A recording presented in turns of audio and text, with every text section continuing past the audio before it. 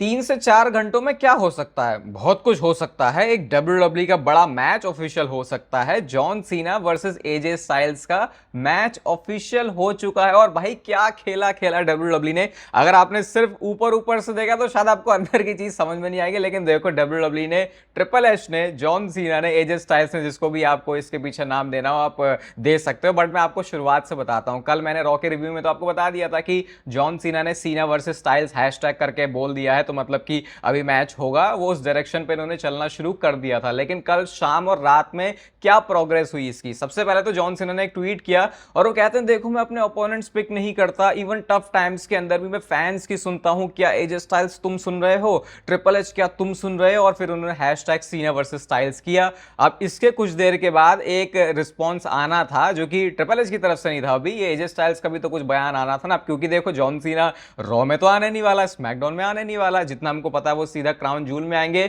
तो फिर अब कैसे कर सकते हैं? और मैच भी इनको एडवांस में करना था कि ताकि जो क्राउन जूल के लिए हाइप है उसको पहले से बना सके, क्योंकि बहुत ज्यादा टाइम रहने गया क्राउन जूल के लिए। तो इसके बाद फिर एजे स्टाइल्स का ट्वीट आया और यहाँ पे एजे स्टाइल्स ट्वीट करके लिखते हैं कि हाँ भैया मैं लाउड एंड क्लियर सुन रहा हूँ, let's do it, I am ready. मतलब एजे स्टाइल्स की तरफ से ग्रीन झंडी आ गई। और उसके बाद निकल के आते हैं महात्मा आदमी ट्रिपल एच। उन्होंने क्या ट्वीट किया? यही ट्वीट है जहां पे ग्राफिक है एजे स्टाइल्स और जॉन सीना के मैच का, और कहते हैं कि John Cena versus AJ Styles is a match we all want to see and at Crown Jewel we will see. ये करके उन्होंने मतलब कि मैच ये जो है ऑफिशियल कर दिया। अब क्योंकि डब्ल्यूडब्ल्यूई को पता था कि अरे नहीं नहीं अभी इतना नहीं, अभी जॉन सीना की देखो क्या ट्वीट आया, यहाँ पे अप्रिशिएट किया जा रहा है ट्रिपल एच को। और क्या ये क्या ये वो क्या बोलते हैं उसे, डैमेज कंट्रोल है जो कि ट्रिपल एच के लिए रिसेंटली हुआ ट्विटर पे, स्पेशली रसल पलूजा के बाद। यहाँ पे फिर वो थैंक यू बोल रहे हैं ट्रिपल एच को कि भाई तुम फ्लेक्सिबल हो, तुमने क्या लिख रहे हैं, rewarding the true driving force behind Cena versus styles के। मतलब कि जैसे वो सारे इस चीज के करता धरता है, कैसे 2 पोस्ट में 10 मिलियन से ज्यादा व्यूज आ गए और उसके बाद कहते हैं मैं फॉर एवर ग्रेटफुल हूँ और भाई सब लोगों ने मेरा ओपोनेंट पिक कर लिया, उसके लिए thank you and LFG let's F in go. ये करके ट्वीट किया जॉन सीना ने। मतलब पहले इनको पता चला जॉन सीना और एजे स्टाइल्स का मैच फैंस को चाहिए, उसके बाद इनको लगा कि जॉन सीना किसी शो में तो आने नहीं वाला, उसके बाद इनको समझ में आया कि सोशल मीडिया भी एक तरीका है, और उसके बाद ट्रिपल एच की भी जो इमेज है वो रद्दी सी बन रही थी और ट्रिपल एच को भी स्पॉट पर डाल के इन्होंने ऐसे दिखा दिया कि हाँ भैया ट्रिपल एच ने जो है मैच ऑफिशियल कर दिया। बट खैर जो भी है, बॉटम लाइन इज कि John Cena versus AJ styles का मैच होगा क्राउन जूल में, जिसको हाइप करने के लिए जॉन सीना शोज में तो नहीं आएंगे, लेकिन ये मैच एटलीस्ट जब ये घंटी बज जाएगी उसके बाद से हमें कुछ सिनेमा लेवल की चीजें देखने को मिलेगी। क्योंकि इससे पहले जो भी मैचेस हुए हैं, जो भी इनकी फ्यूड रही है, अगर आप पुराने टाइम से देख रहे हो, पुराना टाइम बोलते हुए अच्छा लगता नहीं है, लेकिन अब सही में वो पुराना टाइम हो चुका है। तो जॉन सीना और एजे स्टाइल्स क्या करिश्मा कर सकते हैं वो सब हम लोगों को पता है। क्या है आपके इसके ऊपर पूरे ओपिनियन, जो इन्होंने पूरी ये पहले से ही स्टोरी खुद से गढ़ के बस उसको सोशल मीडिया पे खेल दिया, उसके बारे में आप लोग कमेंट सेक्शन में अपनी राय बता सकते हो। और वेलकम है आपका वॉइस ऑफ रेसलिंग के एपिसोड नंबर 751 में। और हर बार की तरह इस साल भी PWI की जो लिस्ट है वो आ चुकी है और इस बार कुछ शॉकिंग नेम्स है। 1 से 10 तक की लिस्ट अगर देखें तो नंबर 1 पर कोडी रोड्स हैं, उसके बाद फिर जॉन मॉक्सली का नेम है, गुंथर भी यहाँ पर है, एडम हैंगमैन पेज, हिरोकू गोटो, इनके बारे में मुझे कुछ आइडिया है नहीं। जे उसो का नाम है, स्वर स्ट्रिकलैंड जो कि AW की परफॉर्मेंस के लिए काफी अपने चल रहे हैं, पिछले कुछ टाइम से बहुत बढ़िया काम किया। 8th नंबर पर सेथ रॉलिंस हैं, उसके बाद मिस्टिको, और नंबर 10 पर जो पोजीशन है वो है विल ऑस्प्रे की। अब इस लिस्ट में कुछ नोटिस करने वाली बात है। पहला, कोडी रोड्स नंबर 1 पर फिर से आ गए हैं। इस टॉप 10 में हमें नाम नहीं दिखता CM पंक का, इस टॉप 10 में हमें नाम नहीं दिखता रोमन रेंस का, लेकिन जो नाम हमें दिखा है वो है जे ऊसो का। और ये पहली बार ऐसा हुआ है PWI की लिस्ट में कि जे ऊसो का नाम टॉप 10 में कहीं पर है। तो ये हिसाब किताब जो इस समय PWI का चल रहा है, ये अपनी रैंकिंग करते हैं सारे प्रमोशन को मिला के, ऐसा नहीं कि यहाँ पे सिर्फ WWE की बात होती है। तो इस रैंकिंग के बारे में आपके क्या विचार हैं वो आप कमेंट सेक्शन में बता सकते हो। अगर आप चैनल पर एक्टिव चैटर हो तो आपको याद होगा मैंने आपको एक इन्वेजन वाला एंगल बताया था जो कि पॉसिबली हो सकता है NXT में TNA के सुपरस्टार्स के द्वारा, और वो चीज़ आज NXT में हो भी चुकी है। भाई यहाँ पे पूरा केओस वाला माहौल था, कुछ भी चीज़ कोई भी स्टोरी ना चल रही है तो भाई उसको बहुत केओटिक बना दो, बहुत सारी मल्टीपल बॉडीज लेके आ जाओ जो कि ब्रॉल कर रही हैं, फाइट कर रही हैं, और ये एंगल WWE के लिए, प्रोफेशनल रेसलिंग के लिए हमेशा ही वर्क करता है और यहाँ पे भी यही चीज़ होती है। और इसकी वजह से मैट कार्डोना भी WWE में आ गए क्योंकि वो TNA को यहाँ पे रिप्रेजेंट कर रहे थे। तो इस हिसाब से अगर आपको ये एंगल देखना है तो ये आपके लिए एक सही मौका है इस समय NXT को ट्यून करके देखने को, क्योंकि वहाँ पे भी क्योंकि बहुत ज़्यादा एक्सपेक्टेशन फैंस ने लगाते तो वो अच्छा डिलीवर करते हैं, तो फिर वो ये मज़ा आ जाता है। जैसे रसल पलूजा में एक्सपेक्टेशन ज़्यादा थी, उस हिसाब से सरप्राइज आया नहीं, तो फिर उसके बाद जो है बहुत तगड़ा बैकलैश भी मिल गया। और अभी तो चिपके रहना, ESPN ने खुद भी इसके बारे में कुछ कमेंट किया है। लेकिन पहले जॉन सीना की बात कर लेते हैं। मुझे किसी मूवी का, किसी वेब सीरीज का, किसी का रेफरेंस है वो समझ में नहीं आया, लेकिन मुझे बाकी के कमेंट्स को देख के समझ में आया कि इससे कहने का मतलब है जॉन सीना का कि अब वो खुद कैप्टन बन चुके हैं। किस चीज के? अपने फेयरवेल टूर के। और रिसेंट में जैसा हमने वो मूव देखा कि John Cena versus AJ styles का मैच क्यों हुआ, क्योंकि किसी ने तो इसके पीछे एफर्ट लगाए होंगे एंड पॉसिबली वो नेम जॉन सीना है। तो मतलब कि यहां से क्या जॉन सीना ये बताना चाह रहे हैं कि जो तुमको मेरा रिटायरमेंट टूर, फेयरवेल टूर में जो बचा हुआ अब है, जो कि अब 2 महीनों से भी के आसपास का रह गया है, तो 2 महीनों के भी क्या भाई, एक अपीयरेंस तो उनकी क्राउन ज्वेल में ही होने वाली है। तो अब इस चीज को पूरा कंट्रोल करने वाले हैं जॉन सीना। और इसी से रिलेटेड फिर बॉडी स्लैम नेट ने यह भी बताया कि इन फाइनल अपीयरेंसेस के लिए एक और मैच है जो कि जॉन सीना के लिए प्लान किया जा रहा है। अब ये नहीं पता है जॉन सीना की तरफ से है या फिर WWE की टीम चाहती है, लेकिन ये मैच है intercontinental champion Dominik Mysterio versus John Cena. और मैं हाथ जोड़ता हूं, अगर ये मैच तुमने करवा लिया है और तुम बड़ा बोलते हो कि सोशल मीडिया पर सुनते हैं, ये करते हैं, वो करते हैं, तो क्या यहां पे चांस बन सकता है कि डोमिनिक मिस्टीरियो की इंटरकॉन्टिनेंटल चैंपियनशिप जॉन सीना के पास आ जाए? क्योंकि जॉन सीना ने अपने पूरे WWE करियर में, जिसको हम गोट बोलते हैं, एक बार भी चैंपियनशिप जीती नहीं है। तो देख लो भाई अब क्या हो सकता है यहाँ पे। वैसे तो काफी अटपटा भी लगेगा है, मतलब आई थिंक, मैं तो बोल रहा हूँ हाथ जोड़ लो, लेकिन मैं दोनों ही साइड को अगर देखूं तो अगर जॉन सीना जीत गया तो ग्रैंड स्लैम चैंपियन बन जाएंगे। लेकिन ये बहुत ज्यादा ऐसा नहीं लगेगा कि भाई, मतलब पता है ऑब्वियसली ये एक स्क्रिप्टेड शो होता है, लेकिन बस बिल्कुल वो एक अपने नाम के पीछे, या तो स्टोरी बनाने का टाइम होता है, क्योंकि अब टाइम ही क्या रह गया है, या तो पता नहीं ये कुछ क्रिएटिव अगर निकाल के आ सकते, मेरे दिमाग में तो ऐसा कुछ आ नहीं रहा। ऐसा क्या बेस्ट आइडिया हो सकता है वैसे कि इंटरकॉन्टिनेंटल चैंपियनशिप जॉन सीना के पास आ भी जाए, लेकिन ऑब्वियसली वो टाइटल उनको ड्रॉप भी करना पड़ेगा अपने फेयरवेल टूर से पहले, तो वो बहुत ज्यादा फोर्स्ड भी ना लगे कि जॉन सीना को ग्रैंड स्लैम चैंपियन बनाना था, इस वजह से WWE ने किया। बट अगर डोमिनिक मिस्टीरियो के साथ फ्यूड कंसीडर की जा रही है तो दिमाग तो लोग दौड़ाएंगे कि क्या ये इंटरकॉन्टिनेंटल चैंपियनशिप के लिए तो नहीं है, क्योंकि अगर जॉन सीना इंटरकॉन्टिनेंटल चैंपियन बन गए तो वो ग्रैंड स्लैम चैंपियन बन जाएंगे, जो कि अब तक उनके नेम के आगे नहीं लगा है। अगले साल की रेसलमेनिया की बात कर लेते हैं, जो कि अभी तो भाई बहुत दूर है, लेकिन जब से अनाउंसमेंट हुई है ये कंट्रोवर्सी के अराउंड ही पूरी घूम रही है, क्योंकि पहले तो वेगास में हो गई और WWE को बिल्कुल ऐसे देखा जाने लगा भाई ये तो पूरी कॉर्पोरेट बन चुकी है, सिर्फ इनको पैसे कमाने से फर्क पड़ता है। तो यहाँ पे आप पोस्टर देख सकते हो, जो कि पहला पोस्टर है, थोड़ा WWE ने ब्लैक एंड व्हाइट थीम के अराउंड ये किया है, वो तुमको लोगों से ही पता चल गया था। और इस पोस्टर में फीचर है वो नेम जो कि अब से 2 महीने पहले अगर होता तो भाई लोगों की सिट्टी पिट्टी गुल हो जाती, क्योंकि यहाँ पे ये नेम है ब्रॉक लेसनर का।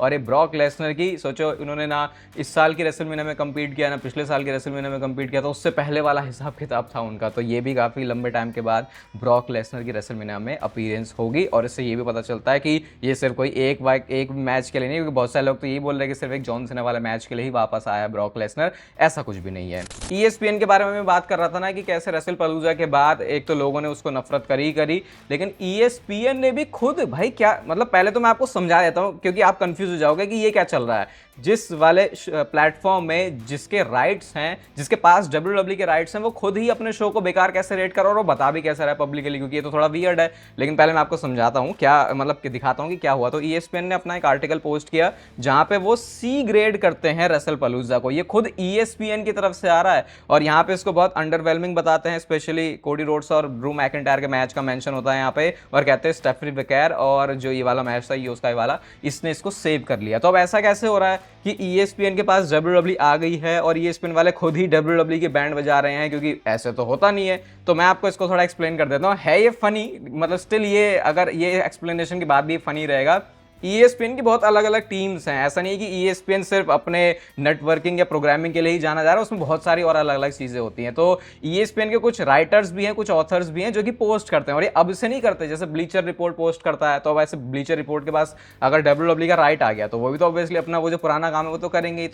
तो ये ESPN के ऑथर्स और राइटर्स हैं जिन्होंने पोस्ट किया है, जो कि अलग है ESPN की वो प्रोग्रामिंग वाली चीज से। लेकिन फिर भी देखो, अब कहीं ना कहीं इंटरनली बात तो चली होगी, क्योंकि ऐसी कोई चीज बाहर तो आती नहीं है कि ESPN के खुद के लोग जो कि एनालिस्ट हैं वो पसंद उन्होंने नहीं किया रेसलपलूजा को, वहीं दूसरी तरफ वो नंबर्स बोस्ट करते रहता है कि भैया हमने ये कर दिया वो कर दिया। तो फनी है कि ESPN के ऊपर WWE है और ESPN वाले खुद ही कह रहे हैं कि भाई ये बेकार था। बट इसका मतलब वो नहीं कि वो इंटरनल वाले लोगों को प्रॉब्लम है, क्योंकि यहाँ पे ये शो की बात हो रही है और शो की बात, शो की क्वालिटी और पैसा बनाना, वो कई बार चीजें अलाइन नहीं करती, वो अलग अलग जाती हैं। तो ऐसा ही है। बट फिर भी ESPN ने इसको C ग्रेड किया है रेट, और ये फैंस इस चीज का मजाक बना रहे हैं कि भाई ESPN वाले तो बड़े ही बोल्ड बोल रहे तो खुद ही आके जो है WWE के शो को सी ग्रेड बोल के घटिया ही बोल रहे हैं। ये बात सुन के आपका दिमाग फिर सकता है, तो जरा अपनी बुद्धि और विवेक से काम लेना कि क्या पॉसिबल एंड हो सकता था रेसल पलूजा का, जो कि बाद में चेंज हुआ या फिर उसको कभी कंसिडर ही नहीं किया। तो मैंने आपको बोला था ना कि रैंडी ओटन का यहाँ पे आने का एक अच्छा सीन बन सकता था कि अगर रैंडी ओटन आते, कोडी रोड्स के पास से टाइटल चला जाता, ड्रू मैकिंटायर, सोचो कितनी मस्त चीजें हो जाती, रैंडी ओटन का हील टर्न भी हो जाता और ड्रू मैकिंटायर चैंपियन भी बन जाता और कोडी रोड्स लप्पू भी ना दिखाई देता, क्योंकि वो तो फिर रैंडी ओटन की वजह से हारा था। और एग्जैक्टली यही चीज कोडी रोड्स और ड्रू मैकिंटायर, जो कि उस मैच के पार्टिसिपेंट रहे, उन्होंने पिच करी थी, लेकिन इवेंचुअली वैसा कुछ भी नहीं हुआ। मतलब ये दोनों बंदों की भी जो रेसल पलूजा के लिए पिच थी इस मैच के लिए बॉडी स्लैम नेट के अकॉर्डिंग, वो यही थी कि इस मैच में accidentally Randy Orton title cost करवा देंगे, जिसके बाद ड्रू मैकिंटायर के पास चैंपियनशिप आ जाएगी। उसके बाद ये सारी चीजें लीड करेंगे रैंडी ओटन के टर्न की तरफ भी। और उस भाई सोचो क्या नई ही पूरी स्टोरी खुल सकती थी, लेकिन WWE ने शायद इस चीज को इतना सीरियस नहीं कंसिडर किया। और जब ये चीजें बाहर आ रही ना तो लोग और गुस्सा हो रहे हैं कि भाई सब कुछ तो हाथों में था, तुमने इतना मामला गड़बड़ कैसे कर दिया। अगर आपको नहीं समझ में आ रहा कि रेसल पलूजा के लिए इतनी ज्यादा क्यों बात हो रही है, तो वो इसीलिए क्योंकि इन्होंने इसको हाइप बहुत ही तगड़ा कर दिया था। ये वैसे ही जैसे मंडे नाइट रॉ का नेटफ्लिक्स वाला एपिसोड था ना, कितनी हाइप थी उसकी, और उस हाइप के हिसाब से तो डिलीवरी हुई नहीं। भले ही वहां पे स्टार पावर थी, रॉक वहां पर थे, लेकिन एंगल ऐसा लगा कि भाई ये रॉक को क्या हो गया। तो सिमिलर चीजें रेसल पलूजा के लिए भी थी, और कुछ लोग तो रॉक को भी एक्सपेक्ट कर रहे थे कि वो रेसल पलूजा में आ सकते हैं, क्योंकि ESPN पर ये पहला वाला शो है। लेकिन भाई ऐसा तो हमें कुछ भी नहीं दिखा और WWE किसी और ही डायरेक्शन के साथ गई। क्राउन ज्वेल में आपको पता है कल मंडे नाइट रॉ में हमको समझ में आ गया था, पता चल गया था कि जो मैच है सेथ रॉलिंस और कोडी रोड्स का होने वाला है, जहां पे क्राउन ज्वेल चैंपियनशिप एक बार फिर से ऑन द लाइन होगी, जो कि मतलब एक रिंग जीत जाते हैं उसके बाद आप। तो इसके स्टैट तो हमें WWE टेलीविजन के हिसाब से ये पता है कि 3 मैचेस हुए हैं सेथ रॉलिंस और कोडी रोड्स के, जिसमें से सेथ रॉलिंस ने एक भी नहीं जीता। लेकिन अगर आप इसमें लाइव इवेंट्स को भी काउंट कर दोगे तो भाई 22 मैचेस हुए हैं अब तक सेथ रॉलिंस और कोडी रोड्स के बीच में, और सेथ रॉलिंस ने एक भी मैच नहीं जीता है कोडी रोड्स के सामने। तो 22-0 का इस समय जो रिकॉर्ड है, जो स्टैट है, वो चल रहा है। कोडी रोड्स जहां पे बहुत बहुत बहुत ज्यादा आ गए हैं, पूरी एक तरफा परफॉर्मेंस है। तो अब देखते हैं क्राउन ज्वेल में क्या होगा। मैं तो भाई इस मैच के रिजल्ट के लिए बड़ा एक्साइटेड हूं कि किस वे में WWE जाएगी। क्या वो कोडी रोड्स के ऊपर फिर से अपना हाथ रखेगी, या फिर इस बार वो सेथ रॉलिंस के लिए देखेंगे, क्योंकि दोनों ही सुपरस्टार्स की जो अपनी पोजीशन है इस समय WWE में बहुत ही इंपॉर्टेंट है। तो एक मैच में हार मे भी उनके कैरेक्टर को बहुत अफेक्ट कर सकती है। बट मैं ये नहीं चाहूंगा इस मैच का फिनिश तुम कोई बीच का निकाल दो 50-50 वाला, वो नहीं चाहिए भाई। इस मैच का एक क्लियर विनर मिलेगा तो वो चीज देखने में बहुत ज्यादा मजा आएगा। कल ईओ स्काई के ऊपर टर्न हो गया, और भाई ईओ स्काई ने एक वीडियो पोस्ट करी अपने ट्विटर पे, और लिटरली यहाँ पे ईओ स्काई एक बच्ची की तरह रो रही है कि भाई मतलब आप इसको, ये ऐसा लग रहा है कि जैसे सही में दिल में जो है बहुत ज्यादा धक्का लगा है, और ईओ स्काई इस बात को डाइजेस्ट नहीं कर पा रही कि आस्का ने मुझे धोखा कैसे दे दिया। ये तो इसको आप देखोगे, आप मान ही नहीं सकते कि ये कोई स्टोरी प्ले करी जा रही है, ये सही में धोखा ही हुआ है ईओ स्काई के साथ। जिसके बाद ट्वीट करके रिया रिप्ली ने वो सॉरी भी बोला कि वो उनके लिए बुरा फील कर दिया, हार्ट ब्रेक इनका हो गया। तो ये भी स्टोरी लाइन बढ़िया चल रही है। और देखो ये स्टोरी अब विमेंस डिवीजन में है, लेकिन कैसे WWE ने इसमें अच्छा काम करके अच्छी चीजें दिखाई हैं। तो जरूरी नहीं कि हमेशा आपको स्टार पावर या फिर आप मेल डिवीजन की तरफ ही देखोगे। और वैसे भी यहाँ पे भाई स्टोरी भी वही तो है, बहुत टाइम से इसको बना भी तो रहे थे, तो बिल्ड अच्छा था, तो ऑब्वियसली फैंस को पसंद आना ही था। बाकी Rhea Ripley Asuka Iyo Sky ये तो फैन फेवरेट है ही, तो अटेंशन इसको वैसे भी अच्छी मिल जानी थी। और एक वीडियो मुझे और दिखी, यहाँ पे मैं इसको आपको फोटोज के थ्रू ही दिखाऊंगा। रकेल रोड्रिग्विज यहाँ पे मंडे नाइट रॉ पे गिर जाती है, तो एक फैन पीछे से बोलती है क्या मैं कुछ मदद करूँ, क्या मैं कुछ मदद करूँ। तो रकेल रोड्रिग्विज ने ऐसा अपना हाथ ही पीछे दे दिया कि मुझे उठा। लेकिन उसके बाद रकेल रोड्रिग्विज का, क्योंकि जो उनकी पूरी काया है वो बहुत बड़ी है, तो वो जो है उठा नहीं पाए उसे। तो ये बड़ी फनी सी वीडियो थी, अपना बस उन्होंने कैरेक्टर ब्रेक किया। एंड क्योंकि वो WWE के हार्ड कैप में नहीं आ रहा था, तो सुपरस्टार कई बार ऐसी चीज़ें करते हैं। और क्या आपने वो रैंडी ओटन वाली वीडियो देखी है जहाँ पे वो पूछ रहे होते हैं कि भाई क्या मंडे नाइट रॉ या फिर स्मैकडाउन ऑफ एयर चली गई, उसके बाद वो गिरे पड़े थे और उसके बाद खड़े होकर चले गए। किसने देखी है वो? अगर देखी है तो मतलब सही में खोदते तो रहते हो आप WWE का कंटेंट क्या है सोशल मीडिया पे।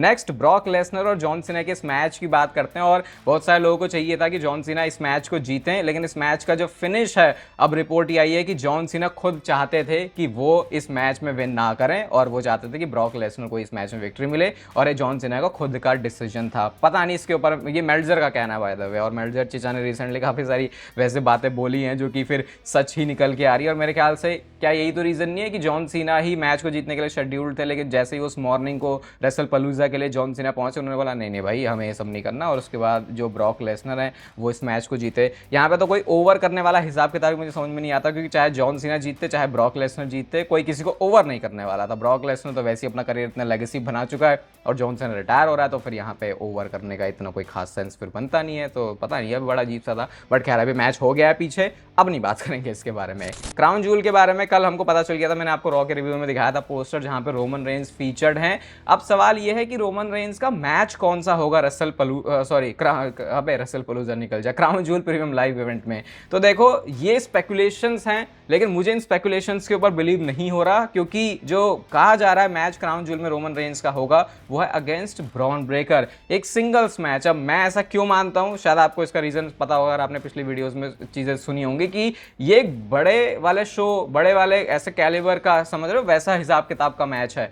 तो अब अगर WWE इसको क्राउन जूल में कर रही है तो क्या ये ऐसा ही लगेगा कि भाई अच्छा ये मैच बस यहीं पे हो गया, और अगर आप देखोगे भी तो बस 3 हफ्ते ही क्राउन जूल का शो होने वाला है, तो क्या उसके लिए इनफ टाइम भी है WWE के पास इस मैच को बिल्ड करने के लिए, क्योंकि फिर रोमन रेंज वापस आएंगे, फिर ब्रॉन ब्रेकर के साथ पंगा होगा। तो एक सिंगल्स मैच, मतलब मेरे हिसाब से तो यार ये रॉयल रंबल जैसे शो के लिए फिर भी मैं मानूंगा, वैसे तो ये रेसलमेनिया लेवल का मैच है, लेकिन देखो अब WWE क्राउन जूल में से करेगी। बाकी तो आई थिंक अगर WWE दूसरे वे में जाना चाहती है तो एक मल्टी पर्सन मैच का ऑप्शन फिर से WWE के पास है, क्योंकि विजन यहाँ पे पूरी बैठी हुई है, उधर जिमी और जे उसो के बीच भी पंगा चल रहा है, तो क्या पता ब्लड लाइन का रियूनियन से हमको कुछ देखने को मिल जाए, तो वो भी एक WWE के पास ऑप्शन है, बट लेट्स सी। लेकिन एक singles match crown joule Roman Reigns versus Bron Breakker, ये थोड़ा सा ऐसा लग रहा है कि उस हिसाब का शायद WWE आगे जाके इसको और बड़ा बना सकती है, बट शायद अभी ये उतना बड़ा नहीं बन पाएगा। और एक चीज़ फाइनली और बताया था आपको जाते जाते, कल मंडे नाइट रॉ में जो कोडी रोड्स और जे उसो का सेगमेंट था, वहां पे जे उसो की नजरें पड़ी थी अनडिस्प्यूटेड चैंपियनशिप के ऊपर, और मेरी भी नजरें पड़ी थी जे उसो के ऊपर, लेकिन उस चीज को मेंशन क्यों नहीं किया?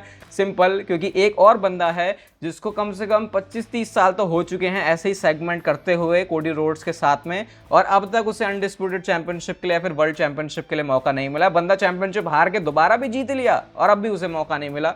और ऑब्वियसली मैं यहाँ पे वाइपर रैंडी ऑर्टन की बात कर रहा हूँ, तो आप क्या ही इस चीज़ को सीरियसली लोगे? ये तो बस इन्होंने दिखा दिया, मूड किया, आगे जाके तो किसी स्टोर लाइन में फिर आपको ये दिखा देंगे। बाकी इस वीडियो को यहाँ तक देख रहे हो, आज की वीडियो काफ़ी लंबी थी, तो इसे लाइक ज़रूर कर देना।